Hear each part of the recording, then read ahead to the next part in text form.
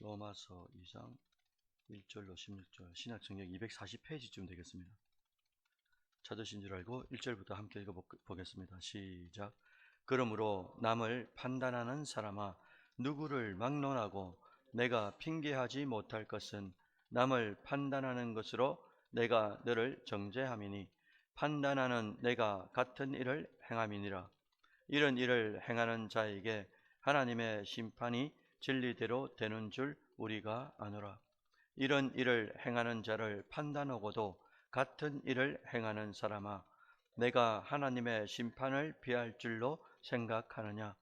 혹 내가 하나님의 인자하심이 너를 인도하여 회개하게 하심을 알지 못하여 그의 인자하심과 용납하심과 길이 참으심이 풍성함을 멸시하느냐? 다만 내 고집과 회개하지 아니한 마음을 따라 진노의 날 곧 하나님의 의로우신 심판이 나타나는 그날에 임할 진노를 내게 쌓는도다. 하나님께서 각 사람에게 그 행한 대로 보응하시되 참고 선을 행하여 영광과 존귀와 썩지 아니함을 구하는 자에게는 영생으로 하시고 오직 당을 지어 진리를 따르지 아니하고 불의를 따르는 자에게는 진노와 분노로 하시리라.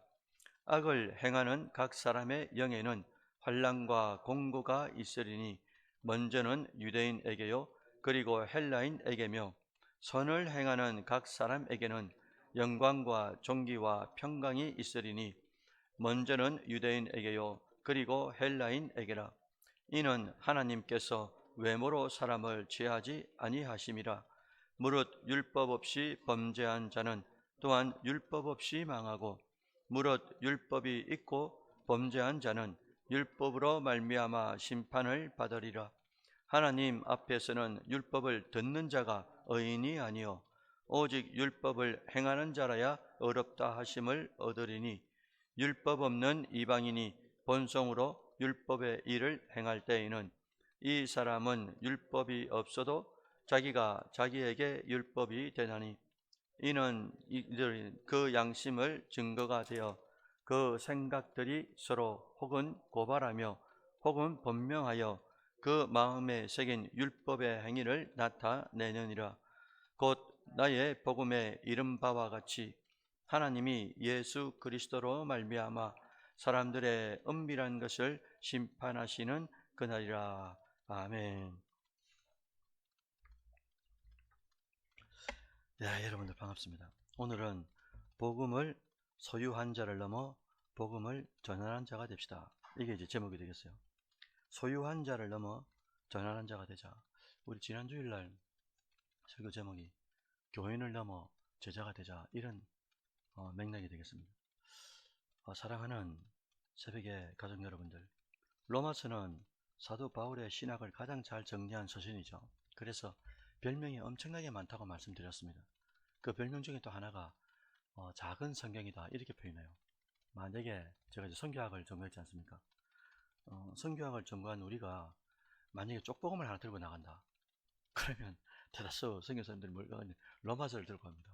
그만큼 이제 다 있다는 거죠. 그만큼 핵심적인 내용들이 다 있다, 이 말인데, 복음의 본질이 뭐냐, 이것과 그리고 그 복음에 대해서 우리가 어떤 태도로 복음을 받아들이고 복음을 받은 우리가 어떻게 삶을 살 것인가, 딱 이게 세 가지입니다.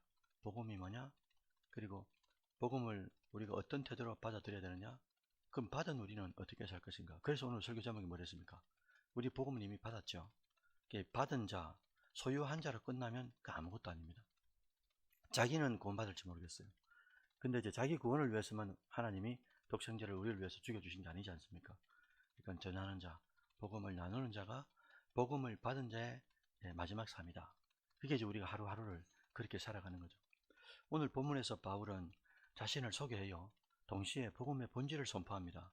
그리고 마지막 16절에서는 내가 복음을 부끄러워하지 않는다, 이렇게 이제 고백을 하는 거예요.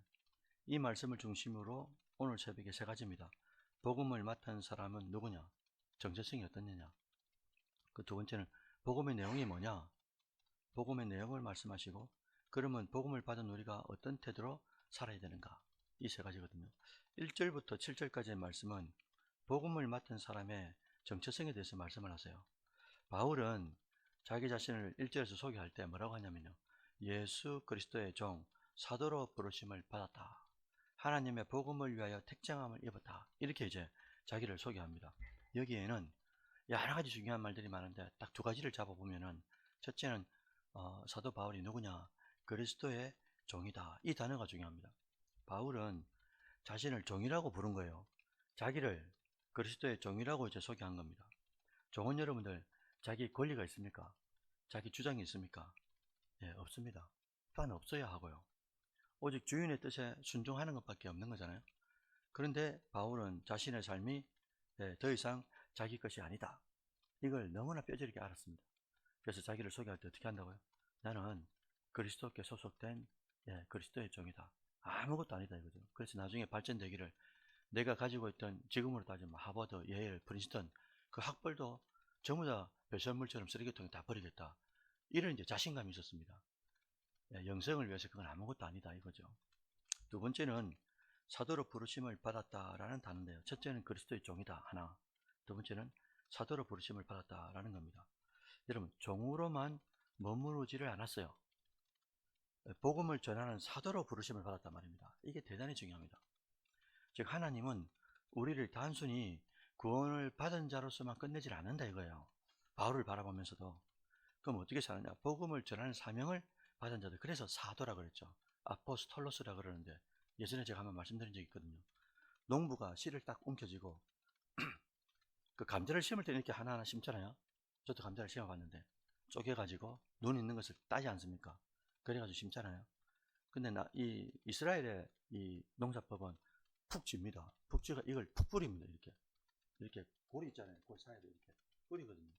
그럼 들어갈 놈은 들어가고 막 고랑에 들어갈 놈은 들어가고 막 그렇단 말입니다. 씨가 주인님 나는 저쪽에 세 번째 저쪽에 촉촉한 땅으로 보내, 이게 됩니까 안 됩니까? 씨가 안 되죠. 주인이 씨를 지고 뿌리는 대로 가야 되는 거예요. 그래서 뿌려진 그곳에서 뭐하냐, 양분과 수분을 흡수하고 그 다음에 잎이 나오면 강합성을 하면서 햇빛을 받아들이면서 이 작업을 해야 되는 거죠. 이제 그게 이제 사도란 말입니다. 보냄을 받은 자, 다른 말하면 씨로서 내가 뿌림을 받은 자예요. 뿌림을 받은 자가 주인님 나는 이쪽으로 저쪽으로 막 보내달라고, 그게 이제 안 된다 이 말인 거예요. 사랑하는 새벽의 성도 여러분들, 우리도 마찬가지다. 우리는 세상 속에서 직업을 가졌어요. 또 직업 안에서 역할도 있습니다. 본질적으로는 여러분 우리는 누구냐? 똑같습니다. 바울하고 그리스도의 종이다. 누가 뭐라 해도 어떤 어느 학교를 나왔고 어떤 직종을 가졌고 다 소용없습니다. 누가 뭐라도 우리는 그리스도의 종일 뿐만 아니라 또 우리의 사명은 뭡니까? 복음의 증인으로서 부름을 받았다. 이게 사도 바울만 그런 게 아니고요. 그리스도 안에 있는 우리 모두가 다 그렇다라는 거예요. 그걸 1절부터 7절까지 말씀하시고 8절부터 13절까지는 복음의 내용이거든요. 바울은 로마 교회를 직접 방문한 적이 없었어요. 그 전까지. 로마서를 쓰기 전까지는. 그들의 믿음을 소문만 들었다고 말씀드렸습니다. 소문만 듣고 바울은 로마 교회를 직접 방문하지는 못했지만은 소문을 들어보니까 와, 이 친구들이 믿음이 너무나 신실하고 좋다는 거예요. 그래서 하나님께 늘 감사하면서 늘 기도했다라고 오늘 8절에 기록하고 있는 겁니다. 그러면서도 11절에 뭐라고 기록했냐니까, 너희에게 나아가 내가 가진 은혜의 선물을 너희와 함께 나누고 싶다, 이런 말씀들을 쭉 한단 말이죠. 자, 여러분들, 바울이 나누고자 했던 선물이 뭘까? 당연하죠. 복음이죠, 복음. 근데 복음은 단순히 좋은 소식으로 끝나지 않습니다. 하나님께서 약속하신 아들, 다른 말로 하면 예수에 관한 소식인 거죠.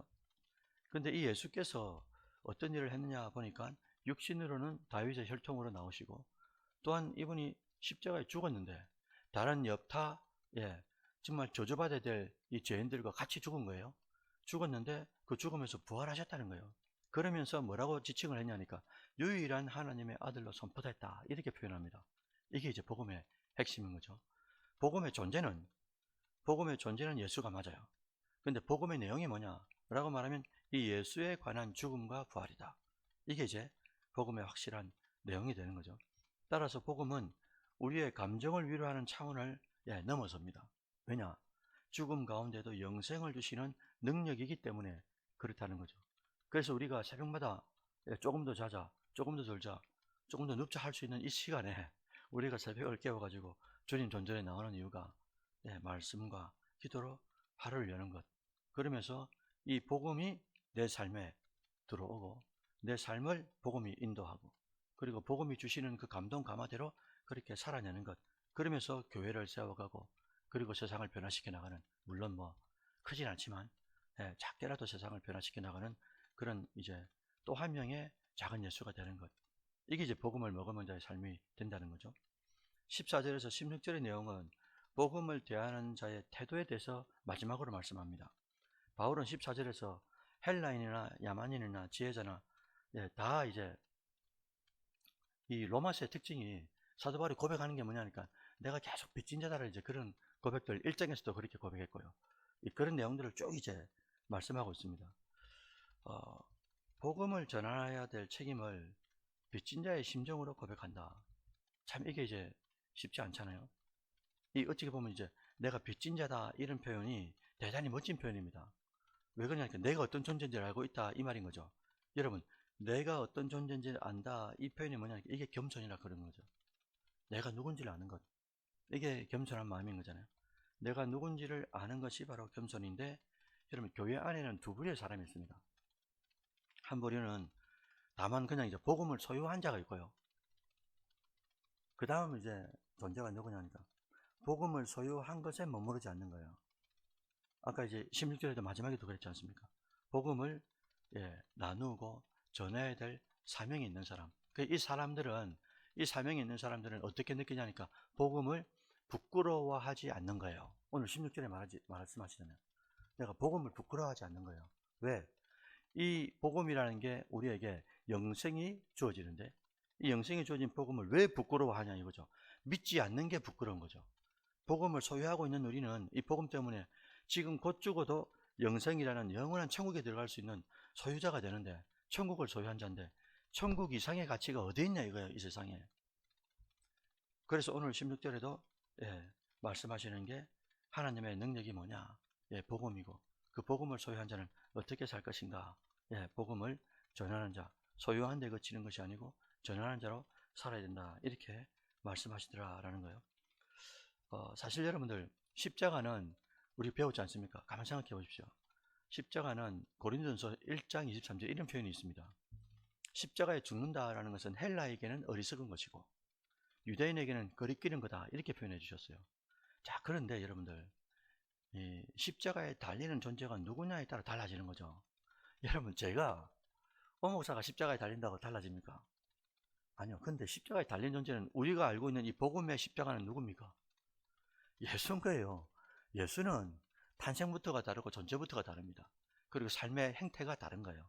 왜? 그분은 신적이면서 인간이고 인간이면서 신이기 때문에 신성과 인성을 함께 소유한 인류의 전무후무한 존재입니다. 그분이 신적 존재로서 하나님으로서 이 땅에 오셔가지고 우리를 살리겠다고 육체를 가지고 오셨어요. 근데 육체도 아까워하지 아니하시고 십자가에 저주받은 자들과 같이 저주를 당하시고 그리고 우리 죄를 가져갔다는 증거로 죽어주시고 우리 죄를 다 사했다는 증거로 부활하시면서 우리에게 영생을 주시더라 이거죠.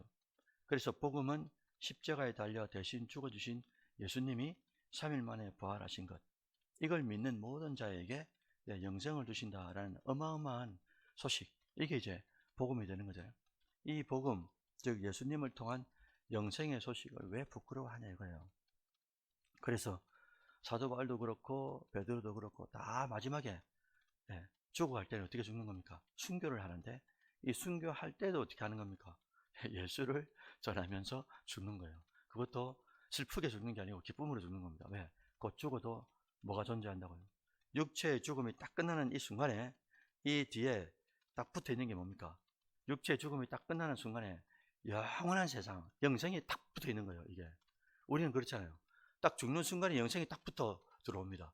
그러니까 이걸 정확하게 믿었던 사람들은 죽음이 진짜 두렵지가 않은 거예요. 죽어도 곧 산다는 게 진짜 믿어진 겁니다. 믿어지니까 죽어도 산다는 게 믿어지니 그 죽음이 뭐 어차피 올 건데 지금 이 순간에 복음을 위하여 예수를 위하여 증거하다 죽는 게 엄청난 영광으로 이게 받아들여졌다라는 거죠. 사랑하는 성도 여러분들, 오늘 새벽에는 바울의 고백을 세 가지로 요약할 수가 있어요. 최고의 복음은 예수의 죽음과 부활이다. 그리고 우리는 그 복음을 가진 자로서 복음을 소유한 자로 그치지 마라. 그리고 세 번째는 어떻게 해요? 복음을 부끄러워하지 마라. 왜? 너무나 영광스러운 게 복음이기 때문에 그 복음을 우리는 전할 뿐이고 받는 자들에게 하나님께서 역사하시면 믿게 되고 그 믿음을 통하여 영원한 영생이 부여되기 때문에 그 영생만큼 이상의 은혜가 어디 있냐 이거죠. 그래서 오늘 하루도 예수를 한 번만이라도 우리가 전하는 자, 제가 와가지고 딱 끌어가지고 이제 마음을 딱 조아리면서 딱 두 손을 들고 이제 기도하는데, 그래, 오늘도 내 입술을 통하여 예수를 증거하는가 안 하는가 내 스스로 내가 증거한다 이거죠. 그러니까 여러분, 소유한 걸로 끝나면 안 됩니다. 진짜 예수를 증거해야 되는 거예요. 물론 입으로 증거하는 것도 있고 무언의 행위가 있잖아요. 무언의 말, 행동으로 하는 것도 있습니다. 저분 선교 정한 게 다닌다고 하시더만 믿는 사람은 저렇게 하는 거구나. 이런 무언의 말들이 있죠. 행동으로 보여주는 것도 있고 말로도 행하는 게 있는데, 어쨌든 어떤 형태로든지 오늘도 우리가 사는 이유는 복음을 통한 영생을 소유한 자를 넘어서 복음을 전하는 자가 되라고 하나님께서 우리에게 이미 영생을 부여해 주셨고, 이 영생을 소유한 자로서 오늘도 이제 결단을 해야 되는 거죠.